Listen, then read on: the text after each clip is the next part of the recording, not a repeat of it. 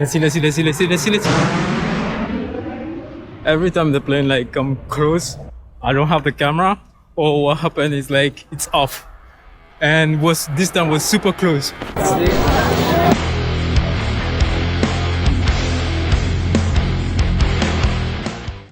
Because initially I was supposed to take this tram because the guy was telling me, the one I asked is telling me like it's 5 minutes. So I asked a second person, he said like just walk all the way the gate, get on the right side, and then the Trillium Park is just right there, 5 minutes walk. I check on the map right now and saying like to walk there it take me like 16 minutes.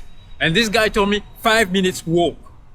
Man. So today I came to watch the air show and take some photos of it. So having the sun protect jacket, hat, sunglasses. Today we are shooting with this bad boy, 7200. I know I don't have longer lens than that, but 7200.